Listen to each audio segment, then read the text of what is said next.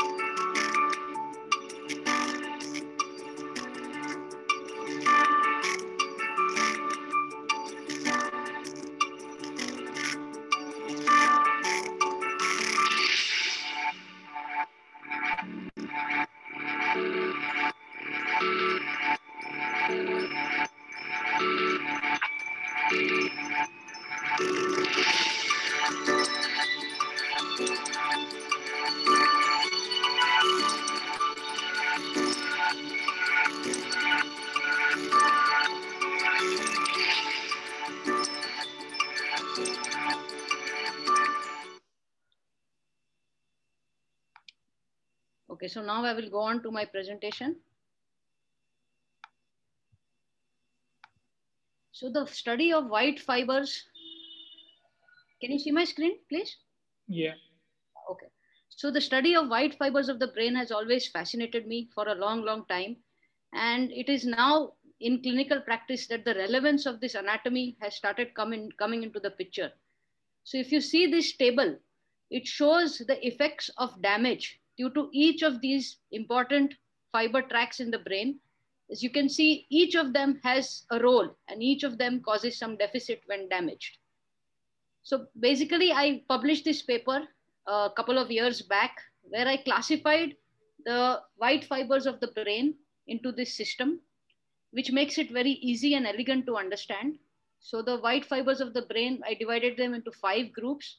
We had the superficial group that was the short association or arcuate fibers, the middle group that had the long association fibers, that was the SLF, the arcuate, the inferior longitudinal fasciculus, the MLF, the uncinate fasciculus, the IFOF, and parts of the sagittal stratum. The deep group consisted of fibers in relation to the ventricle, majority of them being C-shaped. You had the fornix, stria terminalis, stria medullaris thalami, medial and lateral longitudinal striae. And the central group consisted of all the commissural fibers. The last layer was that of the vertical layer or that of the projection fibers, which constituted the fibers of the internal capsule and thalamic radiation. So if you see this image, it shows all the groups and all the layers of the white fibers. This yellow circle here is that of the short association fibers. This purple circle is that of the long association or the middle group. The red circle is that of the deep group that consists of fibers in relation to the ventricle. The green circle is that of the commissural fibers, and the orange circle is that of the vertical fibers. So this is the first layer. I'm just showing some DTI images, tractographic images, then we'll go on to the anatomy. So this is the first layer of the short arcuate fibers or the superficial layer. These fibers here that you see in yellow is the arcuate, in green is the ILF, in blue is the IFOF, in pink is the uncinate, and behind you can see some deep green fibers that are the optic radiations. So if you see these fibers, these are the middle group or the long association fibers. If you see, this blue one is the vertical group of projection fibers. So you have fibers on either side. You have long association of fibers on the lateral side and long association fibers on the medial side. These fibers do not cross each other and they are barricaded by this vertical group of projection fibers and the corona radiata. Also, between both the sides, hemispheres, projection fibers, in between runs the commissural system. So the corpus callosum, the posterior commissure, the habenular commissure, the hippocampal commissure, they all run in between this vertical group of fibers. The only commissure that crosses this vertical group is the anterior commissure, which crosses it beneath it, as I will show you later. So let's start looking at the anatomy. So this is an organ that we are dealing with every day. It is a majestic organ and it carries out our day-to-day activities beautifully. So this is when you start removing the first layer, you remove the thin cortical layer on top of the cerebral hemisphere, you start seeing this distinction here. This is the gray matter and these are the white fibers. Once you remove this gray matter, you start seeing the first layer, that is the short arcuate fibers. As you can see here, and how they connect each gyri to each other is beautifully seen here. This is a lateral view of the hemisphere showing the short arcuate fibers. And here you can see the connections between the middle frontal gyrus and the precentral gyrus as beautifully depicted in this image. This is the connection between the inferior frontal gyrus and the precentral gyrus. And this is the lateral aspect of the hemisphere. So after seeing this first layer, we are going to dissect layer by layer from the lateral aspect to show which fibers come. So once you start removing the short arcuate fibers on the lateral aspect of the hemisphere, this is what you're going to see. This layer that you see here is the vertical group. These fibers are those of the corona radiata. So the corona radiata is basically made up of fibers of the external and internal capsule as they join beneath the arcuate fasciculus here and go on to form this vertical group of fibers, that is the corona radiata. Beneath it, you see the fibers running from frontal to parietal. This is your superior longitudinal fasciculus, or the lateral part of the superior longitudinal fasciculus. It is also known as SLF2 or 3. It runs just about this fiber bundle that you can see running from frontal all the way to temporal, and that is your arcuate fasciculus that is surrounding the insula. This is a short fiber connection connecting the inferior frontal gyrus to the arcuate fasciculus, which is very clearly seen here. This is the Broca's connection. So once you start removing all the white matter, the white fibers are, all the gray matter, the white fibers are more clearly depicted. So you can see the beginning here of the superior longitudinal fasciculus in the middle and inferior frontal gyri region, going all the way to the parietal region in the region of the supramarginal gyrus and angular gyrus here. This is the arcuate fasciculus running around the layers, around the insula. Here the gray matter of the insula has been removed and you can see the extreme capsule. And now all the gray matter has been removed and you can see the fibers beautifully. This is the SLF, this is the arcuate. Here you have the ventral occipital fasciculus, and these of course are fibers of the corona radiata. So this is how it looks when you depict it on the lateral aspect of the hemisphere. And this is how the landmarks of these fibers are, which will be another lecture altogether. So now going deeper, you have the insula, the hidden island of Rayleigh, that is surrounded by the frontal, the parietal, and the temporal opercula. What happens when you lift the opercula or lift the curtains? You start seeing the gray matter of the insula, which is composed of anterior short insular gyri and posterior long insular gyri. They are separated by the central sulcus of the insula. And it is very fascinating to know that this central sulcus of the insula, it follows the same direction as the central sulcus on the lateral aspect of the cerebral hemisphere. So if you see here, you can see the direction is straight following the central sulcus of the cerebral hemisphere. Once this is, all the opercula has been removed and you can see the short and the long gyri. They are limited by the circular sulcus or the anterior, whose parts are the anterior limiting superior limiting sulcus, inferior limiting sulcus, and together they form the circular sulcus of the insula. Once you remove the short gyri, you start seeing the extreme capsule. So the extreme capsule is the first layer and it sends off vertical fibers towards the gyri, thereby connecting the deeper part of the insular region to the extreme capsule and to the cortex. This is the claustrocortical system. Once you go deeper and start removing the extreme capsule, you see this gray matter here, that is the claustrum.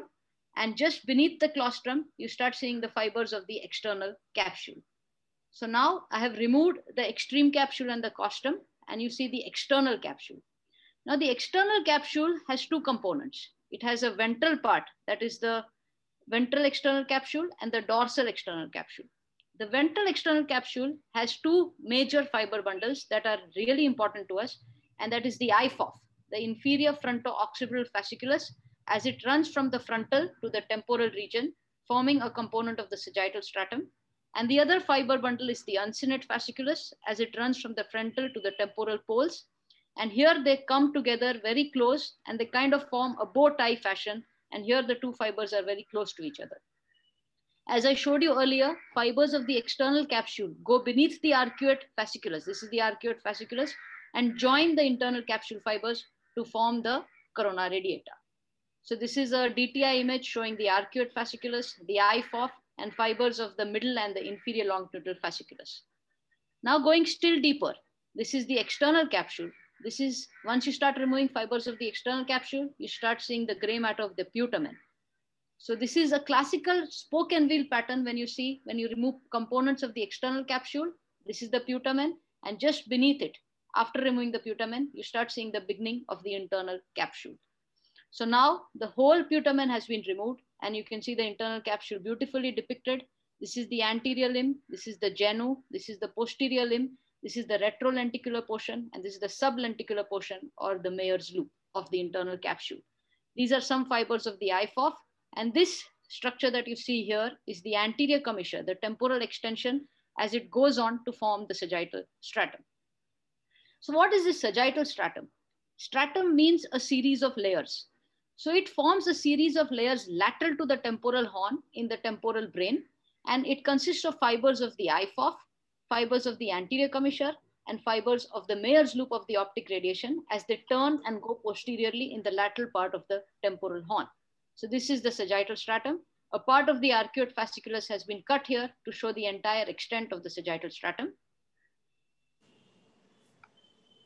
Now, now let's go into some relevant portions of the lateral aspect of the hemisphere fiber anatomy. So this, as you see clearly, is the IFOF here going posteriorly. Now the relation of the IFOF and of the optic radiations while performing temporal lobe epilepsy surgery is very relevant. Because a deficit in this, if you damage the IFOF, you're going to get semantic paraphasias. If you damage the Mayer's loop, you will get a visual field defect. So what happens to these layers in relation to the temporal horn? So if you can see here, this is the region of the temporal horn. This is the hippocampus, the head and the body of the hippocampus. And these are your fibers of the IFOF and the optic radiation as they're turning and going first in the roof and then lateral part of the temporal horn. So this is a tilted specimen. And you can see this area here, anterior in this region, is completely devoid of any fibers and it is safe to enter. And this approach that we perform in the department has been described by Professor Goel. And we enter for a medial temporal lobe epilepsy for MTS. We enter in this region, enter into the temporal horn, perform an amygdalohippocampectomy, and then perform a temporal lobectomy. So as you can see in this image, here you see this layer. This is the internal capsule and fibers of the IFOF and Mayer's loop. This portion here is completely devoid of any white fibers, and you can safely enter here from the middle temporal gyrus. Now, traditionally, we have been looking at cortical areas only of eloquence. So you had the classical Broca's and Wernicke's area. Now there is a concept of connectotome. It is not just the cortex, but the subcortical fibers that are important for function, which are studied by direct electrical stimulation.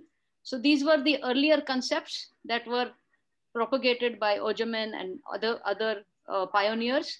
But now we have this complex system of connectotome that gives us, this is an image of the speech pathway, and you can see how complicated it has become now. So let me just show you some components of the speech pathway. So you have two pathways in speech. You have the semantic or the ventral pathway, whose components are the superior middle temporal gyrus, inferior frontal gyrus, dorsolateral prefrontal cortex. And the main fiber bundle in this is the IFOF. So this is the region that is important for your ventral speech pathway, this region and this region here. And this is the IFOF that is most important, this green fiber bundle. So if this is damaged, you're going to get semantic paraphasias. And then you have the dorsal pathway, that is the phonologic pathway, as its components, the inferior middle and frontal gyrus and the superior temporal gyrus. And the other main component is the fasciculus. So here, this area you see here is the ventral premotor cortex. Stimulation in this area will cause a speech arrest. And this area of the pars triangularis and pars opercularis is your classical Broca's area. And this is the arcuate fasciculus, which connects these areas around the insula. This is the DTI showing the dorsal pathway and the ventral pathway. So it is no longer looked at Broca's and Wernicke's areas. It is looked upon like with these complicated connections, which I've tried to simplify. There are other important aspects neurologically. For spatial awareness, you have the supramarginal gyrus, the superior temporal gyrus, and the lateral part of the SLF, that is the SLF 2 and 3, as you have seen earlier. For motor and sensory, you have the pre and post central gyri in this region. This is the central sulcus, the pre and post central gyri, along with the internal capsule. And when you see medially, the thalamocortical system, thalamic radiations that are important. For motor and language planning, you have the dorsal and lateral premotor cortex, the basal ganglia, and all their white matter connections. So this is the region of your supplementary motor area, the pre-supplementary motor area. These are important connections here, cortical areas, which when stimulated will cause hand activation, etc. And that is important for planning speech. And these are planning motor activities. And these are the fiber connections in the region of the insula that are important for planning, motor planning. For naming, you have the superior middle and middle temporal gyrus and the inferior parietal lobule or the angular gyrus, which are connected with the SLF3. Now this region here, the temporoparieto-occipital junction, is a very important region, especially on the left side, because you see there are myriad of fibers that are culminating in this region. So they are the arcuate fasciculus, the IFOF, fibers of the anterior commissure, the optic radiations, and below that you have the tapetum. Above that you will have the middle longitudinal fasciculus and some components of the inferior longitudinal fasciculus. So this is a very important area while performing surgery in this region. Now, based on this anatomical knowledge, we have recently published this article where we have evaluated the anatomical extensions of gliomas based on white fiber tracts and classified them into these various groups. I won't go into details of that, but I'll just show you some examples. So if you have a tumor in this region, this is your tumor of a parahippocampal gyrus. If you understand the fiber anatomy of this region, you realize that there is a portion here on the inferior aspect which does not have any fibers. It is safe to enter, and that is what I've done and performed a total resection. This is a tumor in the region of the inferior frontal gyrus on the left side. This was performed awake. You can see that the functional area has been pushed here, and these are the fibers. If you realize in the insula, the fibers will be pushed medially by the tumor. And if you can just remain within this tumor with an awake monitoring, you can perform a good resection. This is again a tumor in the perisylvian region. If you understand the fiber anatomy, you can just go in this region without any kind of monitoring, without any kind of awake surgery, and remove this tumor radically, as you can see here. This is another tumor in the perisylvian region, which has been, you can see that the tractography images have displaced the fibers here. There is a very safe entry in this region, which I have done, and you can see the resection of the tumor. Now, insular tumors. Again, for insular tumors, if you realize the anatomy of the insula, you'll realize how the tumors are contained and how they spread.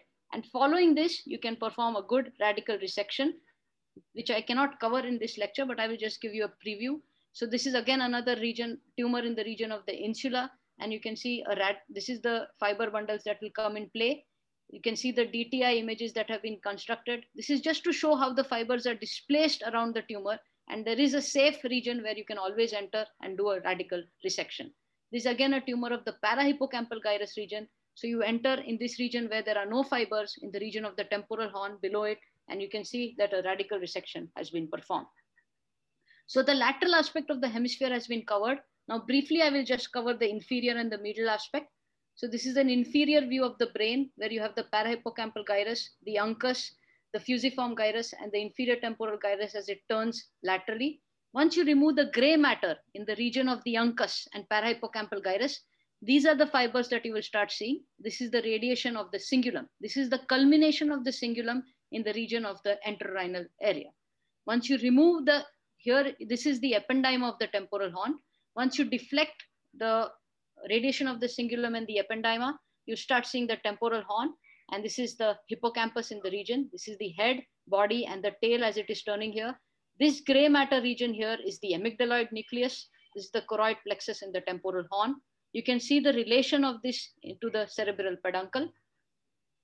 Now to see the Meyer's loop, you deflect the hippocampus and the choroid plexus more towards the base, and you start seeing fibers that are originating here in the region of the inferior lateral geniculate body, turning, going towards the roof, and then into the lateral horn of the lateral part of the temporal horn. You can now see the fibers very clearly here.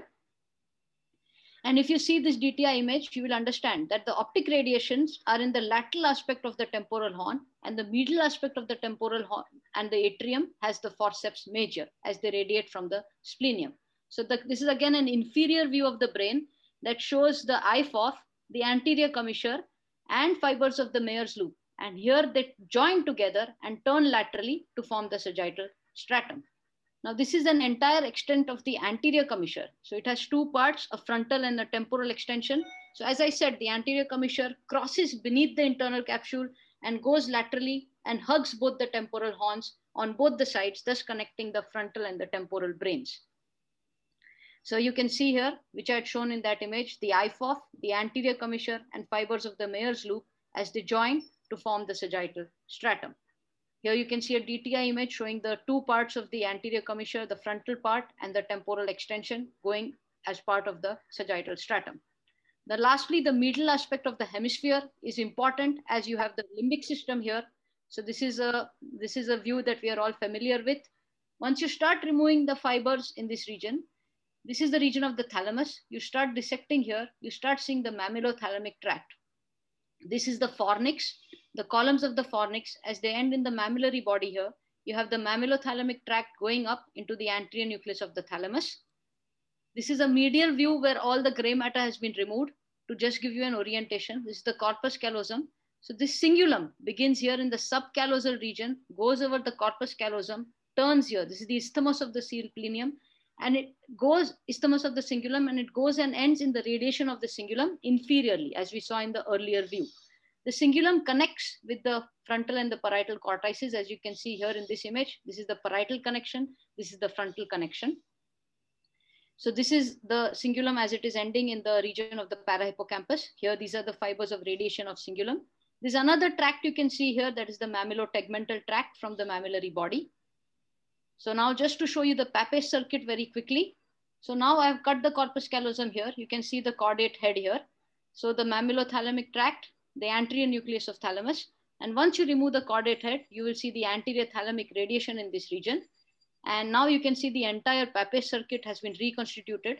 So you have the hippocampus, fornix, hippocampus, fimbria of fornix, columns of fornix, mammillary body, mammillothalamic tract, anterior nucleus of thalamus, anterior thalamic radiation, cingulum, and it is turning back and coming in the region of the hippocampus.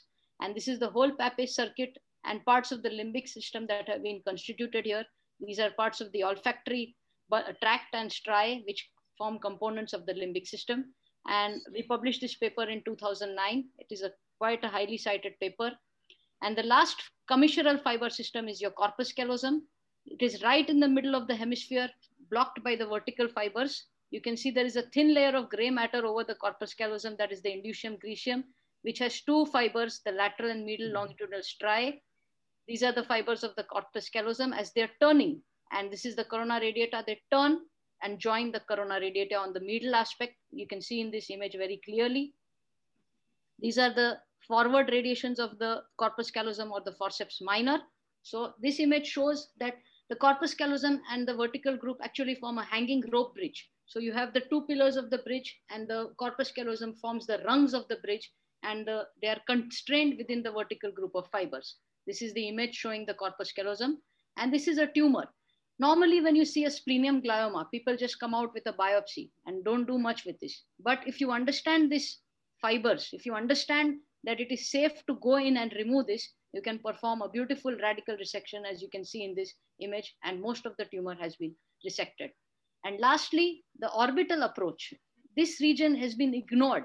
But if you see here, there are not many fibers in this region. These are your medial, anterior, posterior, and lateral orbital gyri. This is your gyrus rectus.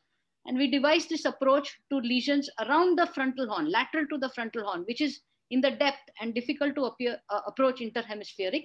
So like a lesion in the caudate head, in the lateral part of the frontal horn, if you understand that the forceps minor, IFOF, are all displaced and they will not come in the way, you can eminently go in by this orbital approach and perform a good resection. We've also studied the brainstem, which is again going to be another lecture, and you can see the beautiful images that we have done by fiber dissection. And to end, so this is the middle aspect of the hemisphere. You can see the superimposed on the middle aspect of the hemisphere, all the fibers, and these are the groups that we saw already. On the lateral aspect, this is how it looks when you dissect all the white fibers, and these are your groups. The blue circle is the corona radiata, the yellow one is the middle group, the red one is your short arcuate. And when you see from the top, this is the corona radiata and vertical group separating the middle and lateral aspect of the long association fibers, as you can see here. Thank you very much for this opportunity.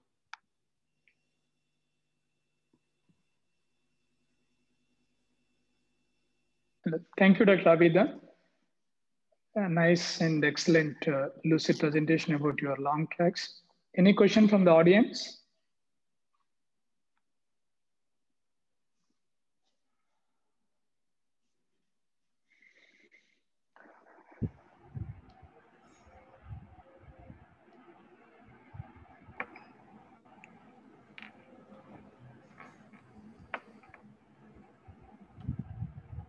So can I ask you a question, Dr. Abida? Hello. Yes. Yeah, it's very fascinating to see and read about the long track science and the connection fibers. See, nowadays the neuro-oncology practice doesn't exist without the tractography images and planning precisely the surgical corridor and the approaches. In many centers, MRIs, they have very low quality fiber tracks assessment and the imaging. It looks everything green, blue, red lines are there. It's very difficult to see whether the quality of detail is good or not. How to believe and how, as a neurosurgeon, how can we read those tractographic fibers? Because radiologists, they may give some quotations. It's not very clear when you see about the films. So what I do is I go myself to the MRI, or if you have a neuronavigation protocol, they have this fiber building software in it. But before using that, you have to know the anatomy of the region, because Exactly. if you just draw fibers, you will not know, you will not understand what are the fibers in the relation. But once you understand the anatomy, you will draw the fibers only in that region, and you will understand what those fibers are. Randomly, if a radiologist just he's going to give you fibers of the complete. whole, complete fiber. That doesn't going to help you. Basically, I think these fiber tracks are based on MRTrix software. Yeah. So if you really know that one, then you can select the area of interest and then see the fiber tracks going through that area. Then only it's of any great use. Otherwise, it will be too confusing to go with the whole brain sequencing actually. So DTI is just a tool. It is how you use it that is important. Interpret that way. Yeah. Thank you. Any other questions? Dr. Abida, it was a fantastic presentation. It was a great overview of the white matter tracks and how important it is in surgical planning. Thank you, madam. Thank you.